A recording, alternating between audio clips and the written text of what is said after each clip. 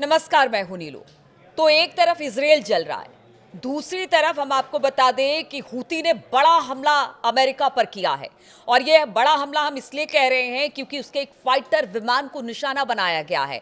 किस तरह का नुकसान अमेरिका को झेलना पड़ा है, बातचीत करने के लिए मयंक मेरे साथ है। मयंक, एक तरफ इजराइल जल रहा है, वहां पर हमास की बात सामने आ रही है, दूसरी तरफ हूतियों ने बड़ा वार किया है अमेरिका पर। किस तरह का वार है, किस तरह का निशाना उन्होंने अमेरिकी फाइटर प्लेन को बनाया है, जरा जानकारी दीजिए देखिए, इस बारे ये में। बहुत बड़ा झटका है अमेरिका के लिए। बताया जा रहा है कि हैरी ट्रूमन जो इनका एयरक्राफ्ट कैरियर है, जो कि रेड सी में है, ईरान को देखते हुए रेड सी में एक्टिव है, इसके ऊपर हूतीज ने अपनी सुपरसोनिक मिसाइल से हमला किया।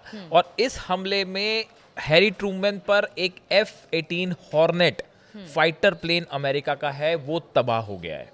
ये ऐसी बात जो है वो हूतीस की तरफ से दावा किया गया है। देखिए, इसमें बड़ी इंटरेस्टिंग, जैसे टॉम क्रूज की फिल्में नहीं होती है, टॉप गन या इस तरह की जो फिल्में होती हैं, उसका सीन ऐसा लगता है कि जैसे ये अरेबियन सी में यहाँ पे हुआ है और हैरी ट्रूमन के साथ हुआ।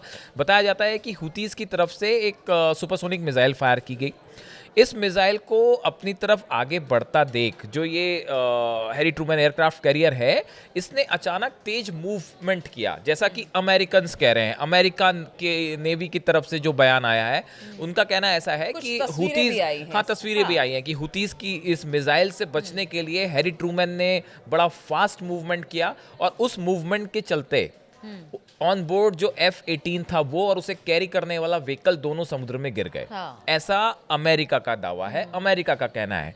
लेकिन हूतीस का कहना ऐसा है कि हमने अपनी सुपरसोनिक मिसाइल से हैरी ट्रूमन को निशाना बनाया और इस हमले में F-18 जो है, जो कि ऑन बोर्ड था, वो तबाह हुआ, वो समंदर में गिर गया।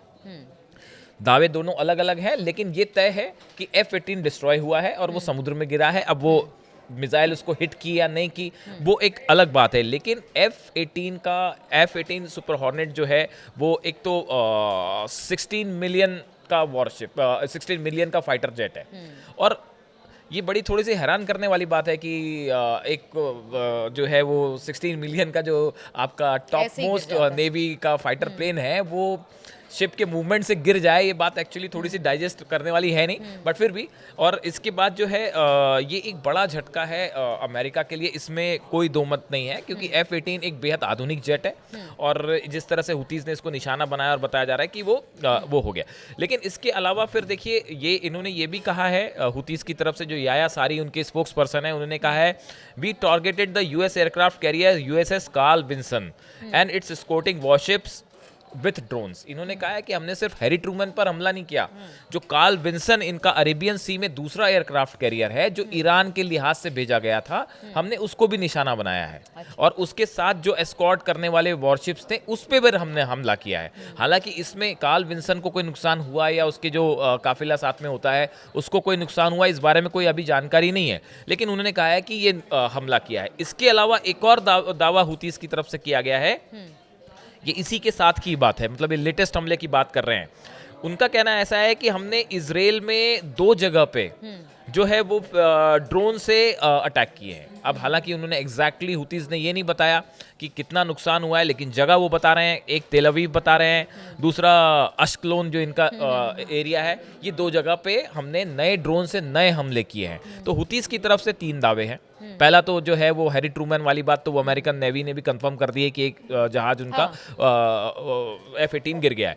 दूसरा, कार्ल विंसन को लेकर हमले की जो बात है, इसको लेकर अभी अमेरिका की तरफ से कोई बयान नहीं आया है। और इजराइल की तरफ से ये जो ड्रोन अटैक हुए, इजराइल में तो अभी आग वाला पूरा मामला चल ही रहा है, तो पूरा फोकस वहां पे है। तो इजराइल की आर्मी फिलहाल इस बारे में, IDF ने या इजरायली गवर्नमेंट ने इसके बारे में कुछ नहीं कहा है। अब देखिए, हूतीज का कहना ऐसा है, उन्होंने ये बात फिर से दोहराई है कि भाई हमारे हमले तभी रुकेंगे जब आप गाजा में हमले रोक दें, आप फिलिस्तीनियों पर हमले रोक दें, आप फिलिस्तीनियों की जमीन खाली करें, और आप फौरन जो ह्यूमैनिटेरियन एड्स जा रही है गजा में, उसको फिर से जारी करें। हाँ, जो क्योंकि जिस गजा में इस वक्त स्थिति ये है कि भुखमरी से हाँ हालात बन बहुत रहे हैं। खराब हालत है और अब तो वहाँ पे ये हाल है कि बच्चों की मौत होने लगी है भूख की वजह से। तो अब देखिए ये हुतीस का कहना ऐसा है कि जब तक आप यहाँ पे एड जारी नहीं करेंगे, जो आपने रोक रखी है, तब तक हम ये हमले करते रहेंगे। अब अगर आप देखो कि हुतीस जो हैं वो इतने शक्तिशाली कैसे, उसका एक एग्जाम्पल है। अगर हम लास्ट 6 हफ्तों की बात करें, हम अपने दर्शकों को बार बार मतलब बीच बीच में अपडेट देते रहते हैं जो हमले होते हैं। लास्ट अगर हम 6 वीक्स की बात करें, मतलब करीब 1.5 महीने की बात कर लें, 7 अमेरिकन रिपर ड्रोन्स जो है अब तक उड़ा हाँ वो डिस्ट्रॉय हो चुके हैं पिछले 6 हफ्ते के अंदर। MQ-9 जो ड्रोन्स हैं, ये बेहद महंगे होते हैं, ये अरबों रुपए की कीमत के होते हैं। और ये जो है 7 ड्रोन, ये बता रहे, ऐसी खबरें हैं, हुतीस का दावा है कि जो कि 6 सप्ताह के अंदर इन्होंने खत्म कर दिए, जो कि करीब $20 करोड़ का जो है नुकसान अमेरिका को हुआ है। देखिए, और दूसरी तरफ अमेरिका की तरफ से करीब 750 हमले, 750 अटैक्स हुतीस पर अलग अलग जगहों पर निशाना बना के किए गए हैं। लेकिन उसके बावजूद भी हुतीस की तरफ से इतना बड़ा हमला, वो जो है एक बड़ा जवाब है अमेरिका को। और दूसरी तरफ देखिए, जो अमेरिका के रक्षा मंत्री हैं पीट हेग्सेथ, इन्होंने एक बार फिर से ईरान को एक प्रकार की चेतावनी देते हुए कहा है कि उन्होंने कहा है कि ईरान जो है हुतीस की मदद कर रहा है, उन्हें गंभीर परिणाम जो है वो भुगतने पड़ेंगे। और उन्होंने जो ट्रंप का एक पुराना बयान है उसको रिपीट किया है कि ट्रंप ने कहा था कि हुतियों की तरफ से किए गए किसी भी हमले को के लिए अब ईरान को जवाब दे माना जाएगा, और ये माना जाएगा कि ये ईरान का हमला है। तो अमेरिका के रक्षा मंत्री जो है पीट हेग्सेथ, उन्होंने उसी ट्रंप के बयान को दोहरा दिया। पहले दिए गए थे, फिर से दोबारा से रिपीट किया जा रहा है। यानी इसके बावजूद भी ना ईरान को किसी तरह की कोई दिक्कत आ रही है, मतलब वो पीछे नहीं हट रहा है। या फिर बात की जाए अगर हुती की, हमास की, तो वो भी पीछे हटने को थे। तो इस बयान के क्या मतलब है? क्योंकि चुनौती तो लाल सागर में लगातार अमेरिका के लिए बड़ी चुनौती, बड़ी चुनौती, जो हुतीस जो हैं ये लगातार अमेरिका को निशाना बना रहे हैं। और देखिए, यहाँ पे सिर्फ इनका हुतीस का इतना ही दावा नहीं है। हुतीस का कहना है कि जो यहाँ पे व्यापारिक जहाज निकलते हैं यहाँ से, उन सबको हम निशाना बना रहे हैं, चाहे वो इसराइल के जहाज हो, चाहे वो अमेरिका के जहाज हो, या चाहे वो नेटो के जहाज हो।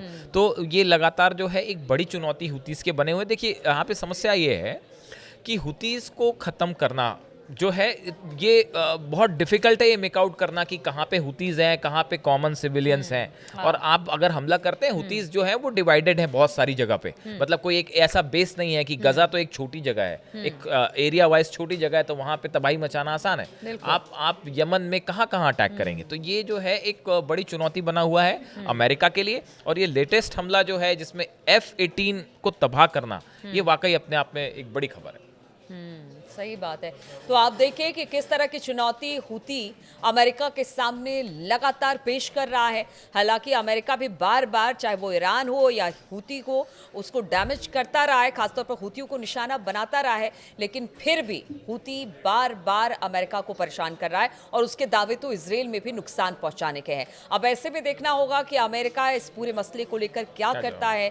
क्या हुतियों पर बड़ी कार्रवाई अमेरिका की तरफ से की जाती है? जिस तरह से मयंक भी बता रहे थे कि वहां पर ट्रंप की तरफ से एक पुराना बयान था जिसे फिर से दोहराया गया है। तो इस पर लगातार हमारी नजर बनी रहेगी। आप बने रहिए हमारे साथ।